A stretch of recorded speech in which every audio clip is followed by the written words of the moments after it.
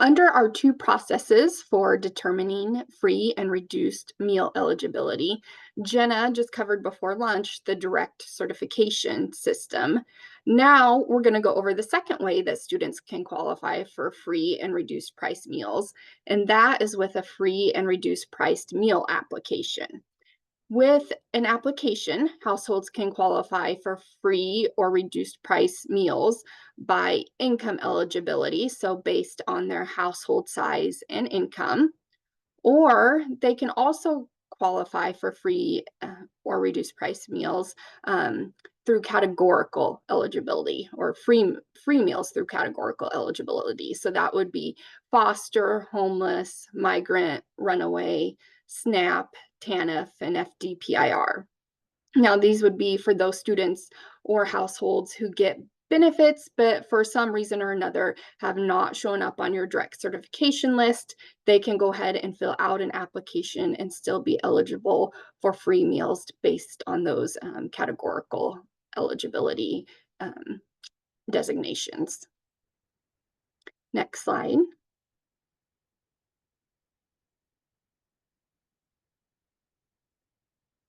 So starting out with just some general information about the free and reduced meal application. It is a paper application that you need to physically distribute to your households, to your students or families. It's used to determine eligibility for free or reduced price meals. You can send it either by mail, email, or some schools will send it home in a packet, a back to school packet or something like that. You can do that on or after July 1st for the current school year. You cannot require a household to complete an online or paper meal application, so you do have to distribute it to households who are not directly certified, but you can't require your families to turn one back in. So it's up to them whether they want to submit an application or not. Households directly certified do not need to fill out a paper application. So once they're on your direct certification list, they're good. They're approved for their benefits for the entire school year. They don't need to fill out an application unless something changes. The other thing is, unless if they're Medicaid reduced, so if they qualified by direct certification as Medicaid reduced, they can still fill out a paper application. And if that qualifies them for free meals, then you would extend the higher benefit. So you would take the paper application and provide them with the free meal benefits in that situation. Next slide. The free and reduced price meal applications are available on our nutrition services website for school year 24-25. And soon the FNS prototype will be available, translated into over 50 different languages. Our nutrition services website does also have the Spanish translation for a number of our forms available on the website listed on this slide. And I'll show you where to find those on the next slide here. Next slide.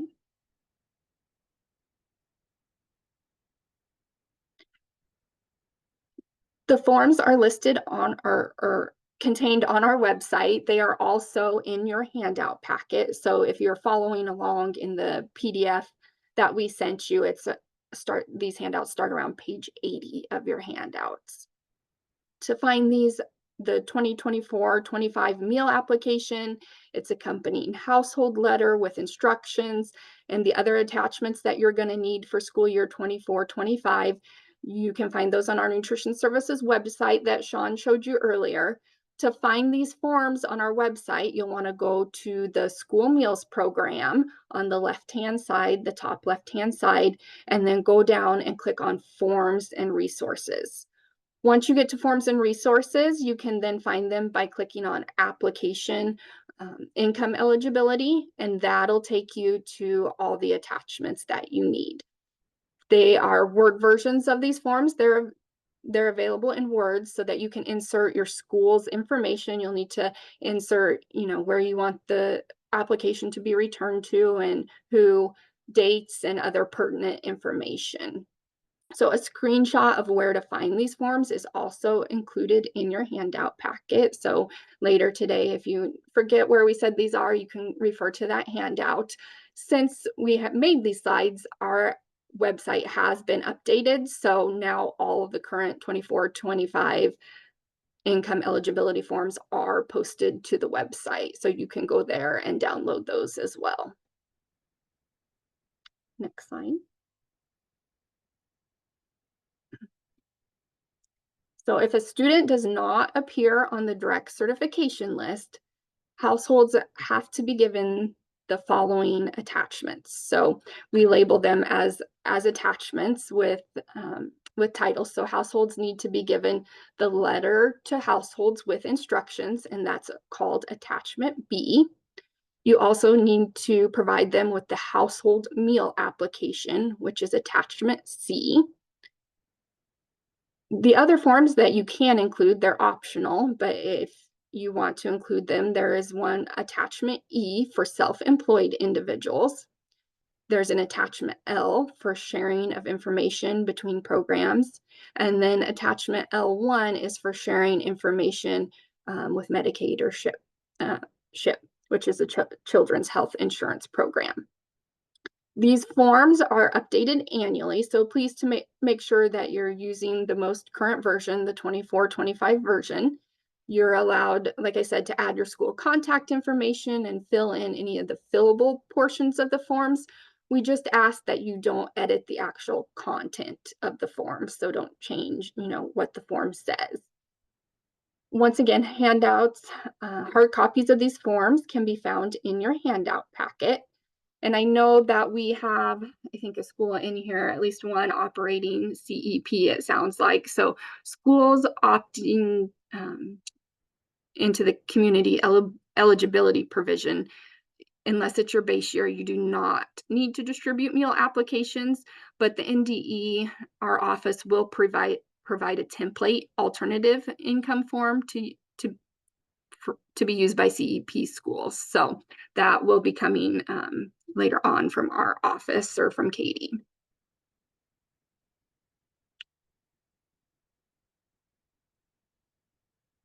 Next slide. The other thing is some of your schools may have your applications electronically in your student information system. So if you do that, you need to request to use electronic meal applications in the school nutrition programs. You have to do that every year. So school food authorities wishing to use an online or electronic income eligibility application must request approval annually from our office, the NDE Nutrition Services. Please provide a copy of the electronic meal application. Email that to Aspen. Her email address is located here on this slide on the screen. And then our team will review the application for completeness and will issue you a written approval to be able to use that electronic meal application.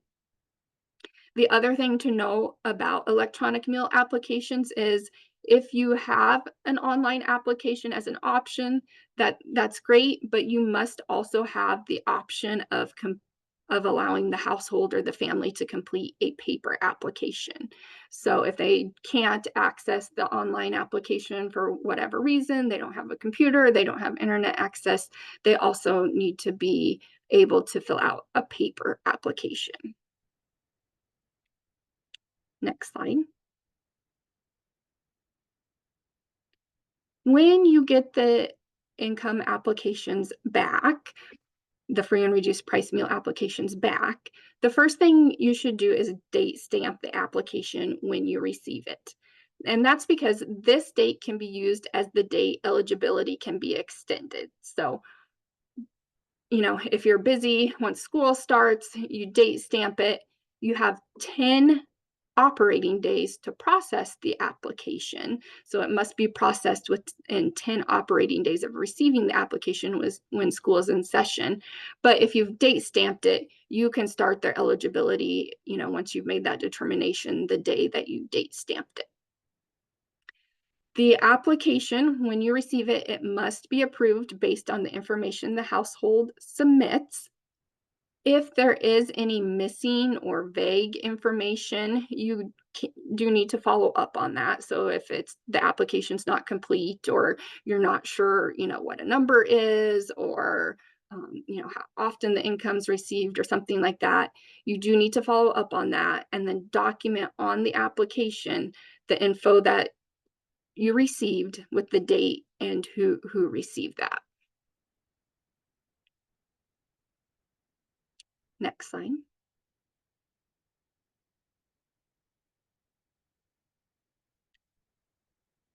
And then you, as a school district, so the family is going to complete the top portion of the application, and we will go through several examples here in a little bit of what needs to be completed for that. But you, as the school district, are responsible for completing the bottom portion of each application.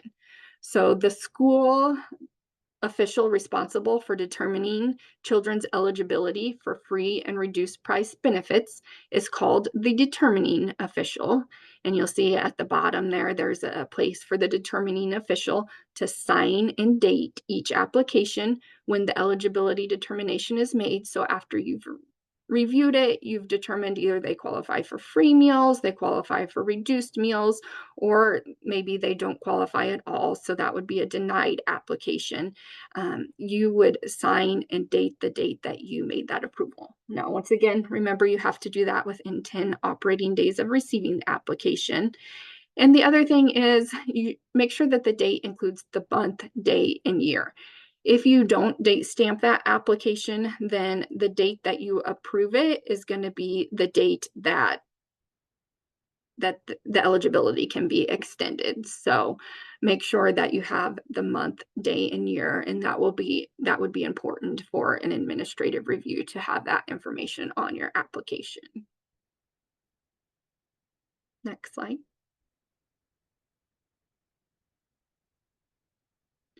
Once the application has been reviewed and you've determined the results, all households must be notified in writing of the results. So either way, whether they're approved or not approved, you have to notify all households in writing of the results.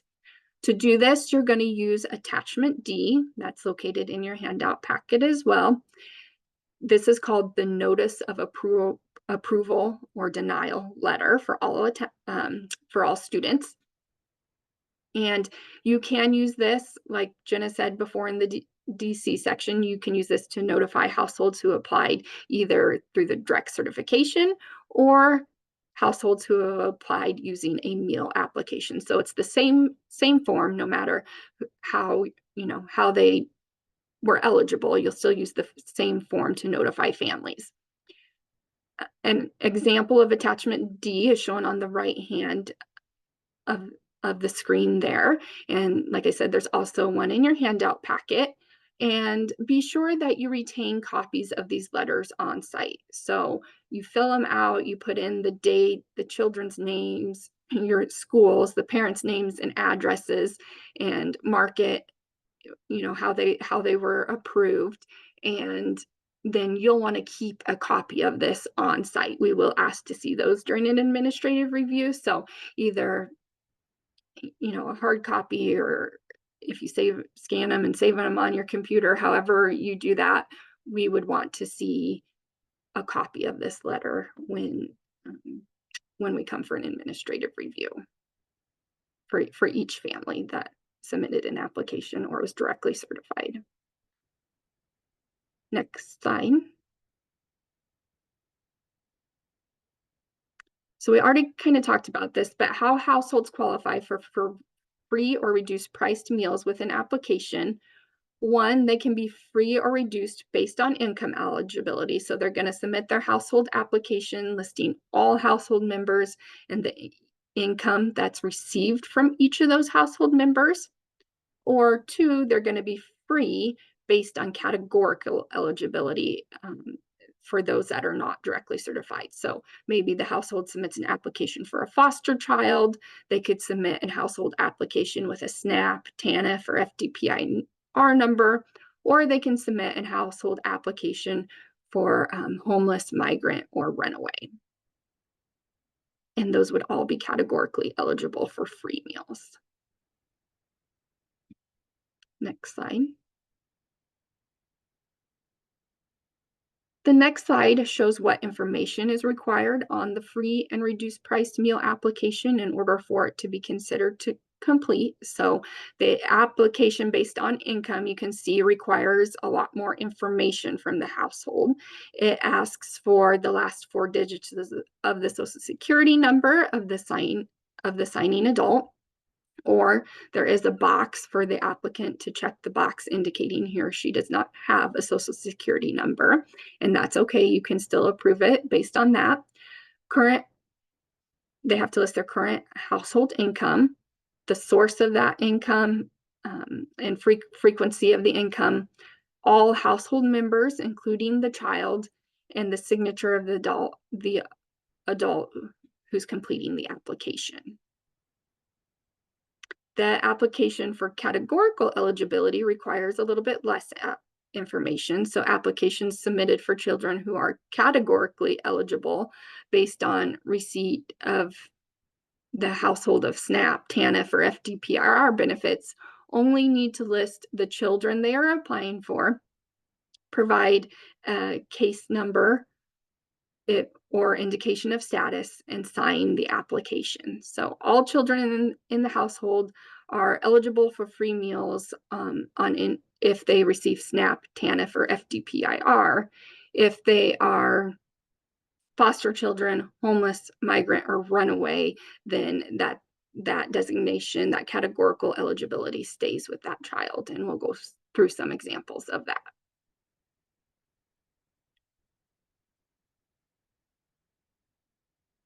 Next slide. So first up, we're going to talk about processing an income application. So for income applications, the official designated to make eligibility determination is going to compare the total gross income and the household size on the application to the free and reduced priced income guidelines, which we will talk about on the next slide. For the purposes of our application process, we define gross income as income earned and unearned income received on a regular basis before any deductions such as taxes, Social Security taxes, insurance premiums, charitable contributions, and bonds. And a household is defined as a group of related or non-related people living under one roof as an economic unit. So related or non-related, if they're living under the same roof as an economic unit, they would be considered part of the same household.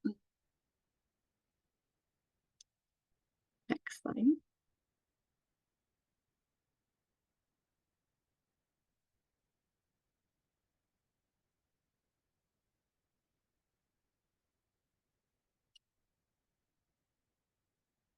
The next slide shows the income eligibility guidelines, attachment A. Those are used to determine eligibility for free and reduced price meals based on the family's income. And then you're going to compare the income eligibility guidelines to the income that the family or the household puts on the free and reduced priced meal application. You do not want to distribute this attachment A or the income eligibility guidelines to households.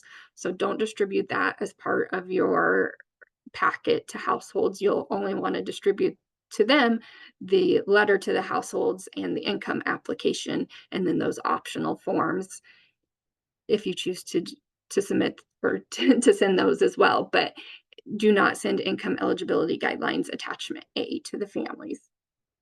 This chart, so this is the chart that you're going to use to approve households for free and reduced price meals. Food and Nutrition Services, or FNS, makes these calculations based upon the poverty guidelines, and these are issued in the spring of each year. You can see there's a column for household size, and then income amounts are listed for free or reduced price meals. They're listed as either annually, monthly, twice a month, every 2 weeks, or weekly, depending on how often the household gets paid. And just a reminder, the income is based on gross income before taxes. Next slide. So children from families whose income equals 130% of the poverty or less are eligible for free meals. So that's in that left-hand column under the free meal category.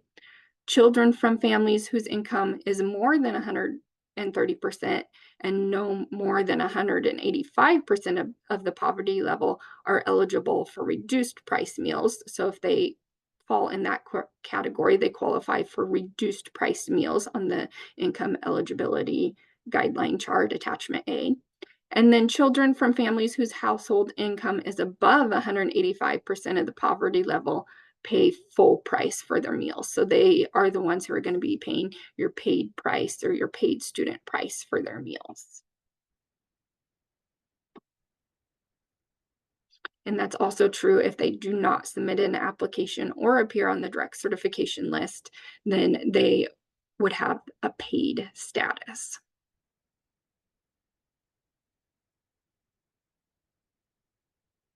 Next slide.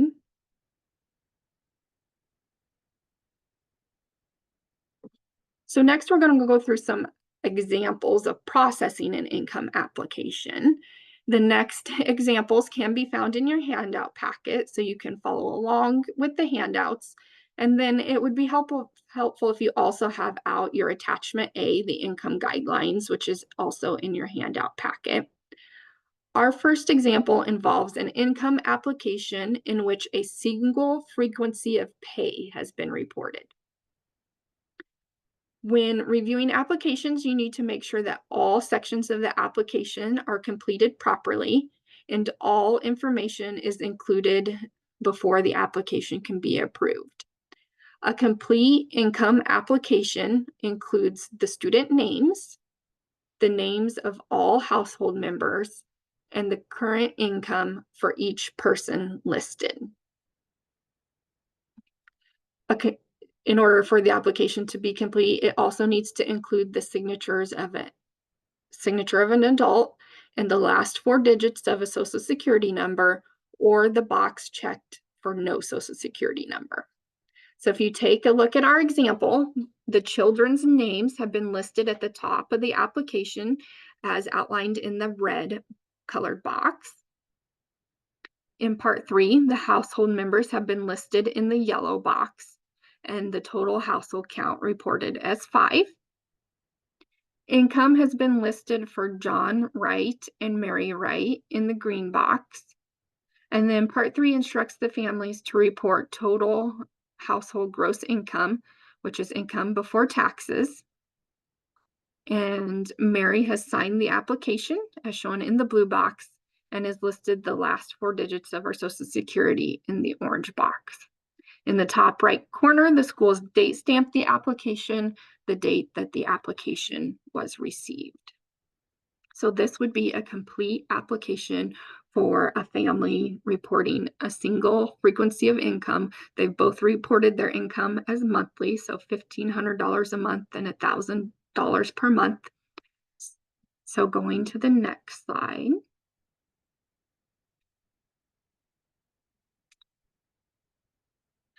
Households can report their income in any increment, so they can report it as weekly, biweekly, every other week, monthly, or annually. But if they report it as a single frequency of income, no conversion is required. So you do not need to convert that monthly income into an annual income. In fact, we don't want you to do that. So in this example, the $1,000 per month plus the $1,500 per month, you can just indicate that they received $2,500 and mark that that is received per month. You're going to then go to your income eligibility guideline chart, locate a household size of 5, and in that first column, you'll slide across to where you see monthly income, and you'll see that the right family qualifies for free meals because their income is at or below the amount listed under free meals for a family of 5 on the chart of $3,963 per month. So $2,500 is under that amount. They qualify for free meals. The determining official is going to complete this bottom portion, filling out the household size, the total income, how off the income frequency, and mark that they are free by income. The determining official then also needs to sign and date the application.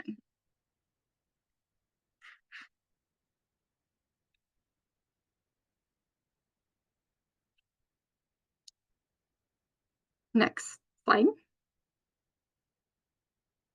The next example shows an income application in which multiple frequencies of pay have been reported. So the information listed on this slide is required to be completed on the application before it can be approved. So the student names, the names of all household members, current income for each person listed, the signature of the adult, and the last 4 digits of the Social Security number, or the box marked for no Social Security number.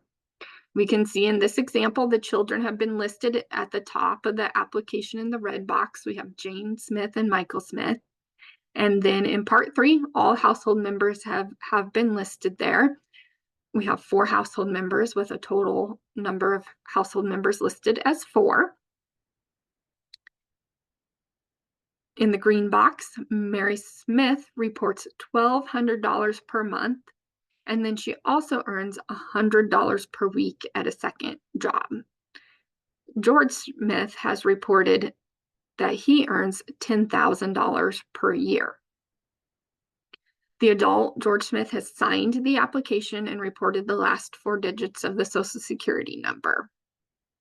So to process this application, if we go to the next slide,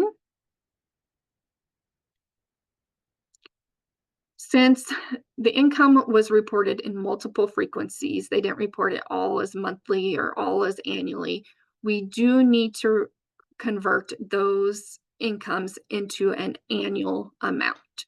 So for Mary Smith, she earns $1,200 per month. So for monthly, we're going to take that times 12, and that'll equal $14,400 per year. She also had that second job where she earned $100 per week.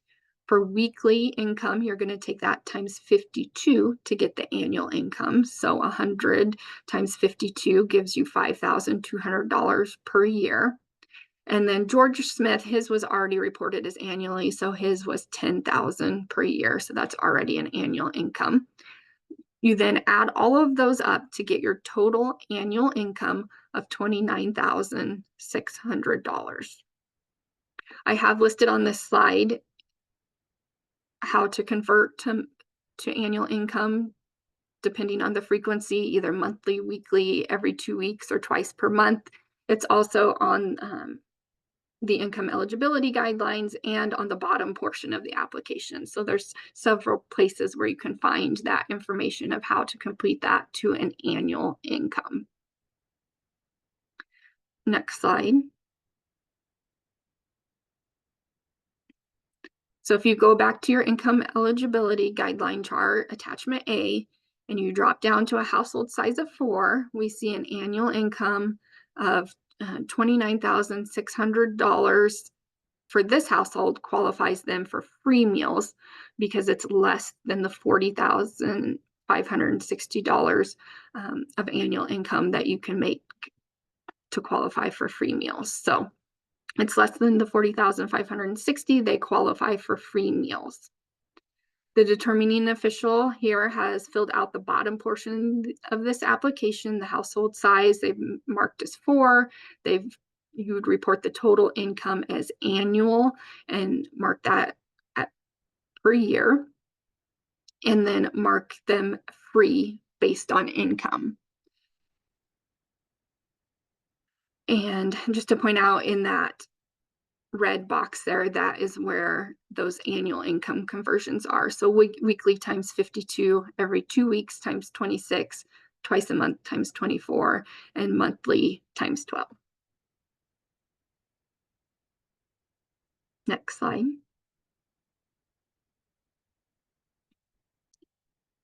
Next, let's discuss how to calculate income for self-employed individuals. We'll use George Smith from our last example as an example of a self-employed individual. So on this form, we are reporting income from specific lines. This is attachment E. On this form, we're reporting income from specific lines from the first page of the 1040 tax return and Schedule 1. This example is listed in your handout packet. So losses are subtracted to determine the total income. If the total adds up to be a negative number, it must be reported as 0 on the application. You shouldn't report a negative income on an application. If it's negative, it's just listed as 0. And then the last column is labeled as all other income. 0 income requires no follow-up on the part of the school. So if we take a look at this example, we have a business income of $25,000 and then a farm loss of $15,000. So therefore, the total income for George Smith is $10,000. Like I said, this example is in your handout packet. So this is attachment E, where you can compute the income for self-employed individuals. That tells you which lines to look at. In your handout packet, there is the first page of a 1040 and a Schedule 1, so you can see, where those numbers were pulled from.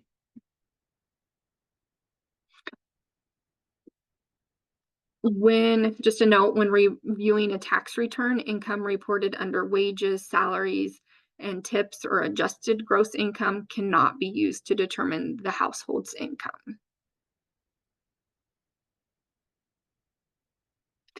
Next slide.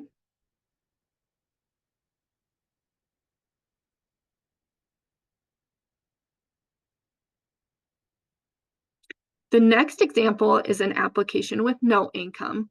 So like I said, families can report 0 income, and the application can be approved for free meals for the rest of the school year, year-long eligibility. If a family is withdrawing money from their savings each month or receiving help from others, then that amount can be listed on the application as their source of income, and the household can then be approved based on that amount reported. But if they report it as 0 income, you can approve it based on that. So in looking at this example, we have Ben Jones listed at the top of the application. In part 3, we have Sarah and Ben listed as the household members with no income reported, and then Sarah has signed the application and reported the last 4 digits of her Social Security number. So that would be a complete application for someone reporting no income. Next slide. In the bottom portion of the application, you would approve it based on a total household size of 2. You would list the total income as 0.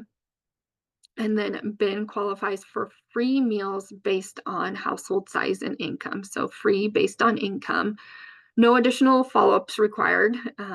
And then you as the determining official would sign and date the bottom portion of the application.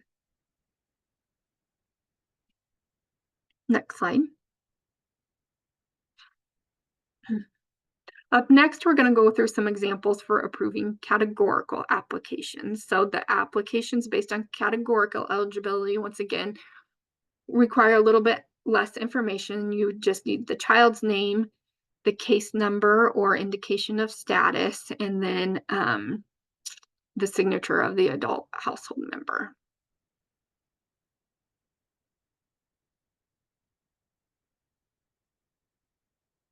Next slide. So if a household, when you're processing an application with a master case number, if a household qualifies for SNAP, which is the Supplemental Nutrition Assistance Program, SNAP, or TANF, which is the Temporary Assistance for Needy Families, or FDPIR, which is the Food Distribution Program on Indian reservations, they must list the household's master case number. There's a single box on the application to report the number. You'll be looking for a 5 to 9 digit number, and typically we see 5 to 6 digits. If you see more than 6, it's usually because the household is listing the zeros that precede their number. Households reporting a master case number automatically qualify for free meals. So as long as it's 5 to 9 digits, if it's 9 digits that has those preceding zeros, then all children in the household are eligible for free meals on any household member's receipt of TANF, SNAP, TANF, or FDPIR. There is at this time no way to, check that case number. So as long as it's those 5 to 9 digits, then you can approve it based on the case number listed on the application. Next slide.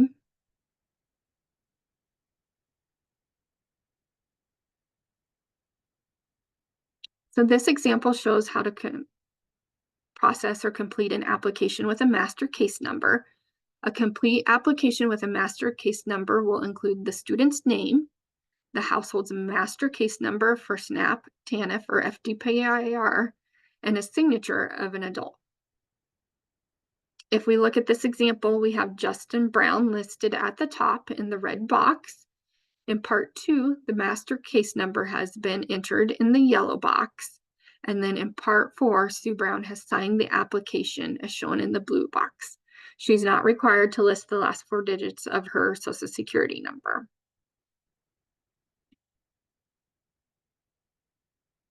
One thing about the case number is don't accept an individual's Social Security number. You would also not want to accept a Medicaid number.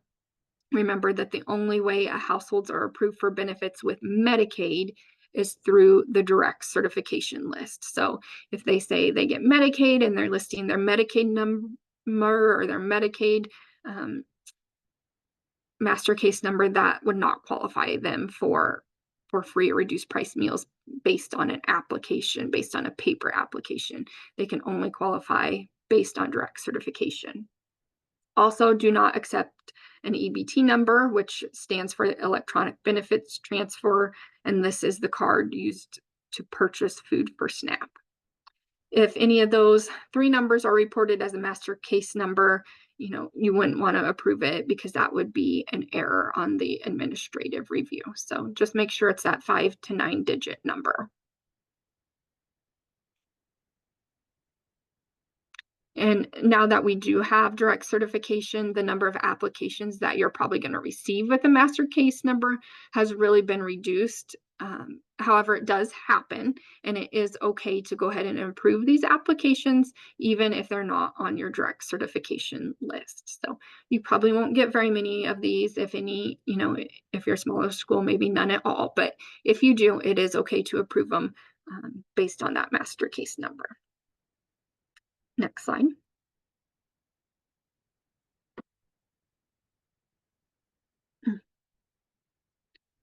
So in the bottom portion of the application with a master case number, Justin automatically qualifies for free meals.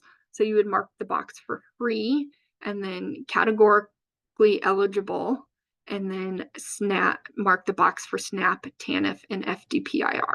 So that shows how he was approved for free meals. And then the determining official would go ahead and sign and date that application as well. Next up, on the next slide, we're going to talk about processing an application with foster children. A foster child is defined as one whose care and placement is the responsibility of the state, or who is placed by a court with the caretaker household. This does not apply to informal arrangements that may exist outside of the court system.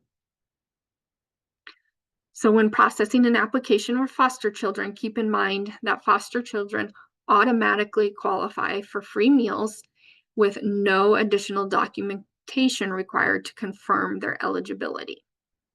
However, the eligibility of other children in the household that are not foster children will be based on household size and income, including any personal use income that the foster child receives. So therefore, other children in the household might qualify for free meals, they might qualify for reduced meals, or they might be denied based on the household size or income, but the foster child would qualify for free meals. Foster payments received by the family for care of the foster child do not need to be included as income.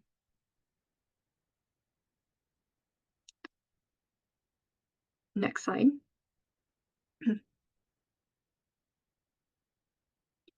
So our next example, example 5, is approving an application with only a foster child listed on the application. So a complete application for a foster child would include the student names, the box checked for each foster child. So in that yellow box, they've marked that this is a foster child. You need the signature of the adult, and the last 4 digits of the Social Security number are not required. So this would be a complete application for a foster child. You wouldn't need to follow up and ask for any additional documentation, documenting that they were placed in foster care. You could approve this application as it is here on the screen. Next slide.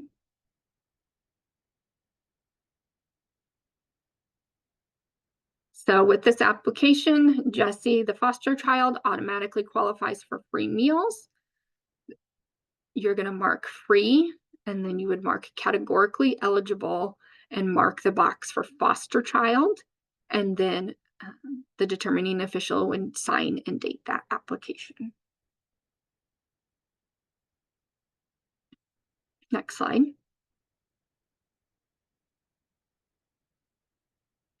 Example 6 is an income free and reduced price meal application listing both foster and non-foster children. So the complete application would include the students' names, a box checked for each foster child, the current income listed for each person, which would include any personal use income the foster child receives,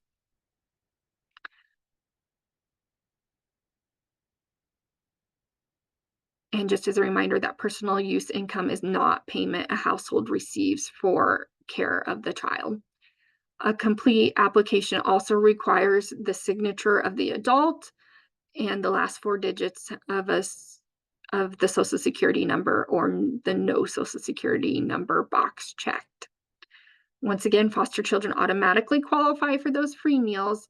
However, that benefit does not automatically extend to other children in the household. So in this example, the children have been listed in the top part of the application. Chris Nelson has been identified as the foster child in the family. And then in part 3, all household members have been listed, and Gary and Denise Peters have reported their income. And then Denise has signed the application and reported the last 4 digits of her Social Security number. So this would be a complete application. And then to approve an application like this, on the next slide, we would calculate the household size and income. So based on their income, it was listed as monthly. So $2,500 per month plus $2,700 per month would give us a total monthly income of $5,200 per month. And if we look at those income guidelines, your income guideline chart attachment A, for a household size of 6, $5,200 per month does exceed the amount to qualify for free meals, which is $4,546 per month. But if you continue and go across to the reduced price section, this household does qualify for reduced price meals because they make less than the $6,469 per month that you can make in order to qualify for reduced price meals. So they make less than that amount so they can qualify for the reduced price meals. Now, in order to complete this bottom portion, you have one child who's free, so you would mark the free box for one child. That child is categorically eligible as a foster child. And then the other three kids, students on this application would be reduced. So you would mark the reduced box. You can put that three of them are reduced and mark that as income, that they are reduced by income. You would then sign and date that application. We need to catch up on slides. We should be, I think, on 110 so that it matches your example. Did I skip one or did? We can just move to 110 because that, yeah. I'm on 110. Do you want a different slide? Oh, did I skip?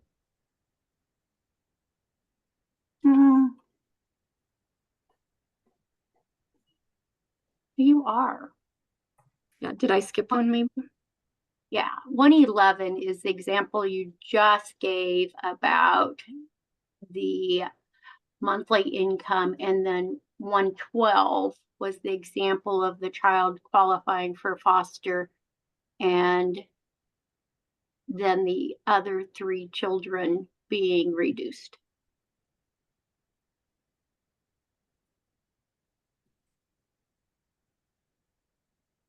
Okay.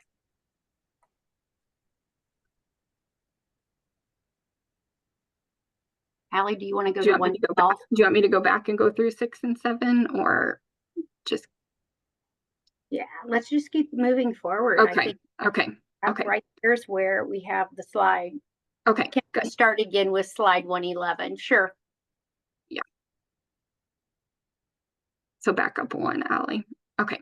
So example 7 is the foster children with different approvals. So if they have an income, so this one was, sorry, now I'm flustered. Application using both foster and non-foster children. So in order for this to be approved, you would have the student names, the box checked for each foster child, the current income for each person listed, including the foster children, and then the signature of the adult and the last 4 digits of the Social Security number.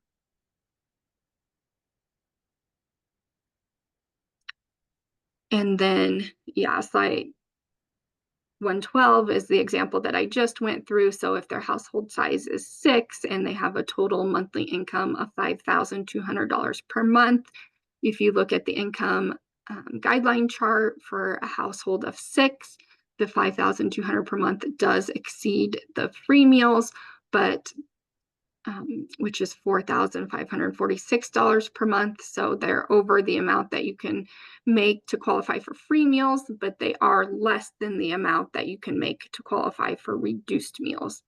So they make less than the $6,469 per month. So in order to approve this one, a household size of 6, you'd have a total income of $5,200 per month. And then the one foster child is marked as free based on categorically eligible for a foster child, and then reduced for the other 3 kids on that application. They would be approved as reduced based on income.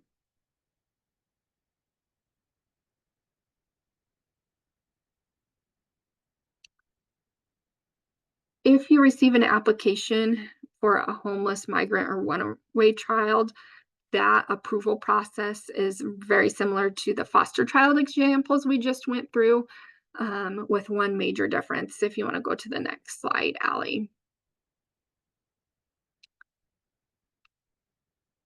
The only way that homeless, migrant, or runaway children can be approved as categorically eligible for free meals with an application is if the district has documentation on file from like your migrant coordinator or your homeless runaway liaison certifying their eligibility. Remember, if there are other children in the household, that benefit does not automatically extend to them. So for homeless migrant and runaway, those benefits do not automatically extend. The benefit stays with the child that is designated as homeless, migrant, or runaway. And then if you have anyone else listed on that application, they would be approved for benefits based on the household size and income. So if your migrant coordinator, has a form that they submit to you or a document, you can use that if they fill out this application, but you do need to have that backup documentation from either your migrant coordinator or your homeless runaway liaison in order to approve an application. Once again, most of the time, these children are probably going to appear on your direct certification list, but if not, then you would need documentation for that.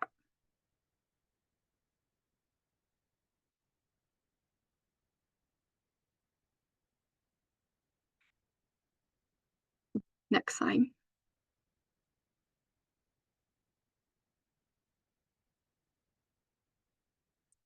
Just a few reminders. A household can submit an application at any time during the school year. So if their situation changes, somebody loses a job, or something happens within the family, they don't have to submit it just at the beginning of the school year. They can submit their application anytime throughout the school year. You cannot accept applications filled out prior to July 1st for this current school year. So that's why we, recommend that you don't distribute those before July 1st, just because it does need to be based on income for the current school year, which begins July 1st. So you wouldn't be able to accept an application that was filled out and dated, let's say today, June 27th. They would need to fill out a new one for their income based on July 1st. If a household submits a paper application, but then they also appear on your direct certification list, free eligibility should be based on direct certification. So direct certification takes precedence over the free and reduced price meal application if they are getting free benefits. You want to have as many students as possible based, qualify for free based on direct certification. Households directly certified as Medicaid reduced, we've said this several times, may submit a free and reduced priced meal application to qualify for free meals. So in that case, they're on your direct certification list, but in that case, the household application, the free and reduced price meal application, would actually, if they qualify for free meals, would actually override the direct certification. You would want to extend the highest benefits possible.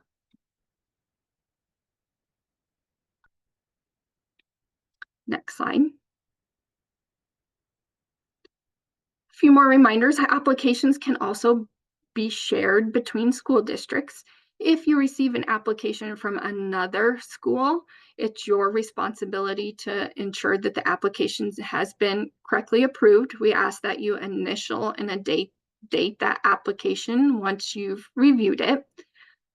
Eligibility determinations are valid for the entire school year, so year-long eligibility. We do need you to keep all applications received on file. So we want you to file those alphabetically by free, reduced, and denied. So alphabetically by free, alphabetically reduced, and alphabetically denied. We will ask to see those during an administrative review.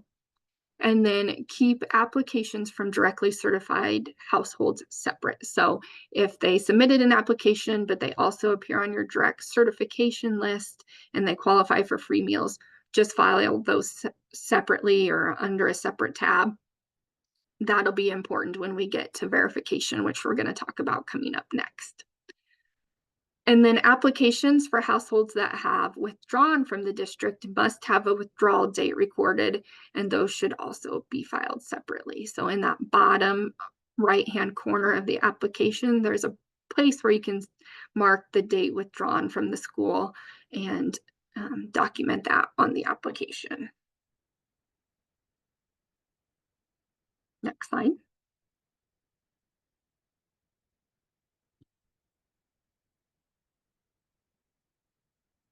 The next slide is also a handout in your handout packet. So it's just kind of a summary slide of the two processes for determining free and reduced priced eligibility that we discussed today. So on the left hand, it goes over the information that Jenna discussed about how kind of just an overview of the direct certification process, the steps you need to take with that. The right-hand side talks about free and reduced meal applications. So your first step is to send that household letter attachment B and the free and reduced price meal application attachment C to students who are not directly certified for free meals. You then are going to process those within 10 operating days when school is in session. You'll send that approval denial letter attachment D to all households that submit a meal application. And then you're going to update the eligibility status in your student information system. So you want to do those steps for, both direct certification and free and reduced price meal application. You need to notify the households and then update that eligibility status in your student information system. We don't go through how to do that because each school has their own student information system. So there's no way for us, to train you on that, but you can reach out to probably your help desk for those companies if you need help with that.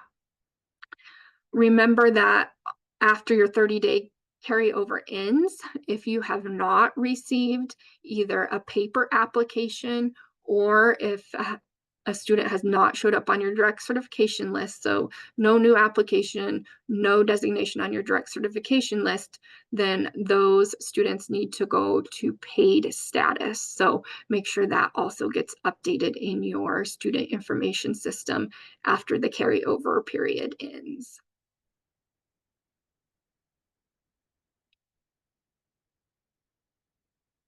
Next slide.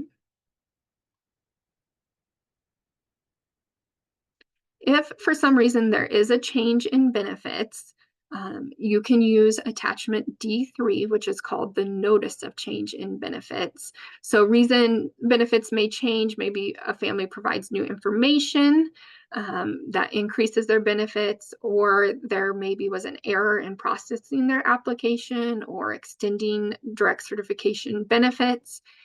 If benefits are to be reduced, then or terminated, households do need to be given 10 calendar days written notice. If benefits are to be increased, then the change can go into effect immediately. Remember, with year-long eligibility, households are not required to report changes in income or their participation in a program that impacts their eligibility status. But if they do have a change and they notify you for an increase in benefits, then you can go ahead and do that.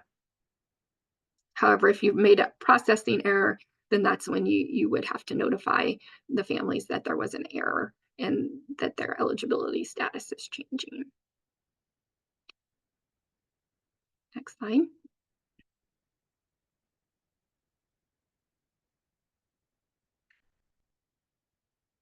I just wanted to share one really important resource with you, and this is the USDA's eligibility manual for school meals. So it's a great resource for both new and experienced bookkeepers. It's a manual that's intended to help schools accurately determine, certify, and verify children's eligibility for free and reduced price meals. It's divided into 6 sections, which are listed here on the slide. And it can be found on our Nutrition Services website by clicking on Forms and Resources under the School Meals program, and then clicking on Eligibility Manual for School Meals.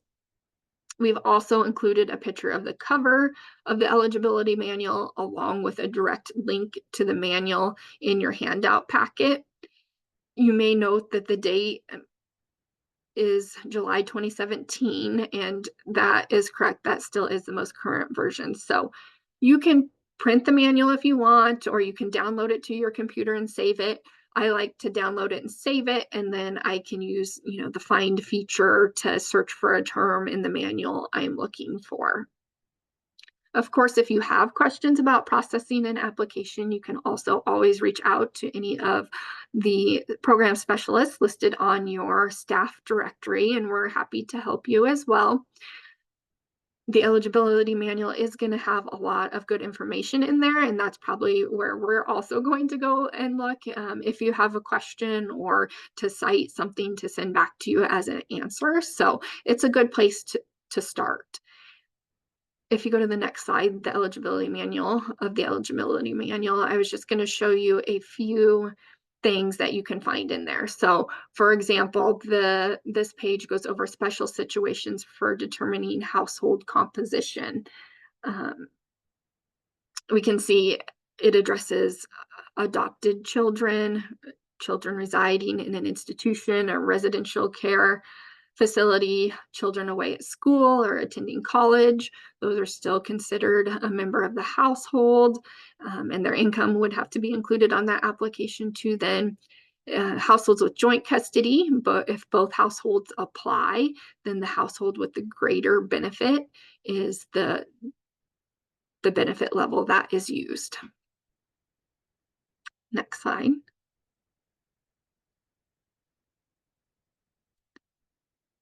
This page, sometimes you'll maybe have questions about what can be reported as income. There's a slide about what can be included as income. There's also a page in there about what it cannot be included as income. So both, whether it's, determining what can be reported as income or what cannot be used as income, there's several examples in there in the eligibility manual. And then next slide. There's also, the manual also does an excellent job of explaining the verification process, so including the initial steps of the process, which leads us right into our next topic of verification. So I'm going to go through verification and then we can take a quick break.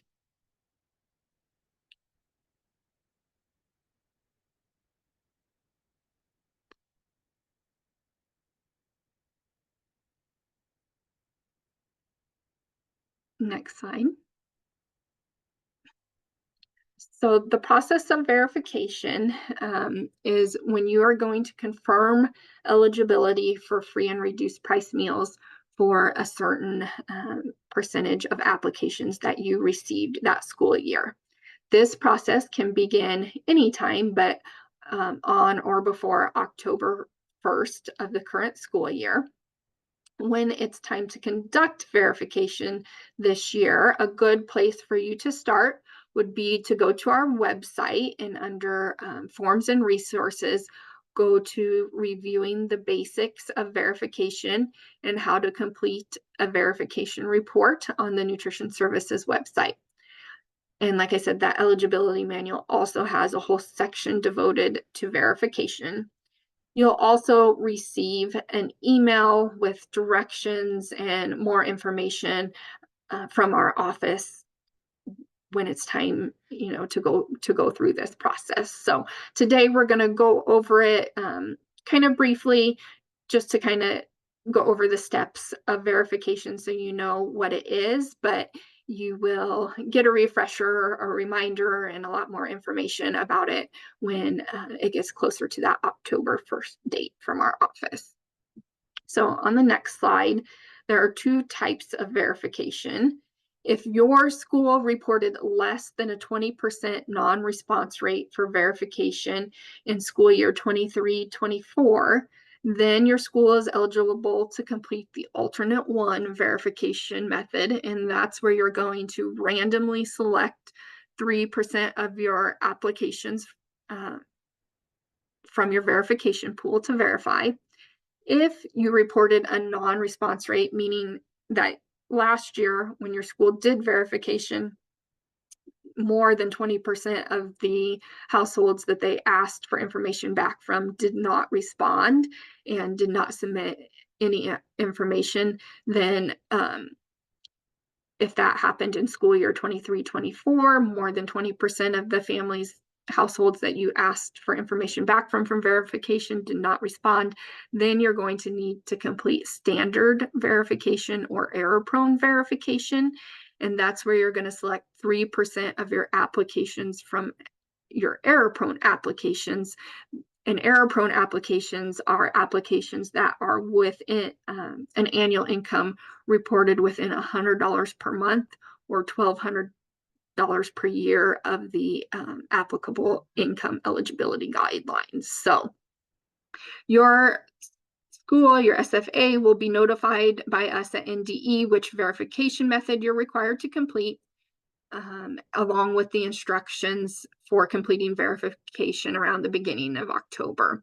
If you want to know and you know how to do that, you could go back and check yourself on your 23-24 verification report from last year and see, what your non-response rate was. So if you were required to verify 3 applications and, only one of them responded, then you are probably going to have to conduct standard or error-prone verification in that situation. But there will be more information to come about that. The next slides here will go over the steps in verification. So the first thing you're going to do is identify the number of meal applications by gathering all applications you received between July 1st and October 1st. From those applications, you're going to remove from the pool 2 kinds of applications. You're going to remove applications you receive from students who are directly certified for free and reduced price meals. So that's why we said previously you might, filing those separately is a good idea. And then you're also going to receive applications that show that a student qualified for paid meals or they were denied benefits. So we won't verify those. You need to determine your sample size then by calculating 3% of the total applications from step 1 above and round up to the next whole number for any value with a decimal point. So for example, if you have 10 applications times 3%, that would be 0.3. So you need to round up and verify 1 application. Next slide.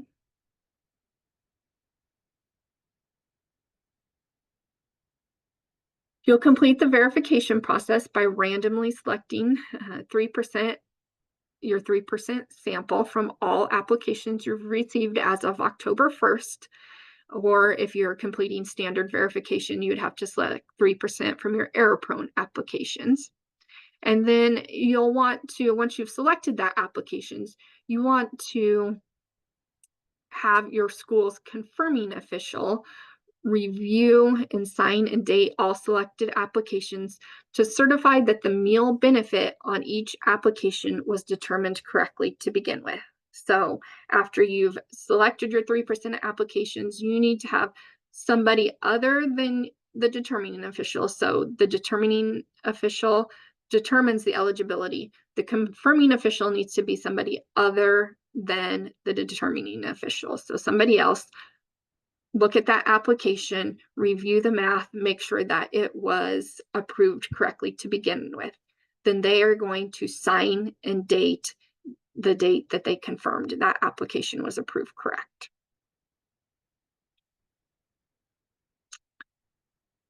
Next slide. You'll then use the forms on our NDE website to complete the verification process.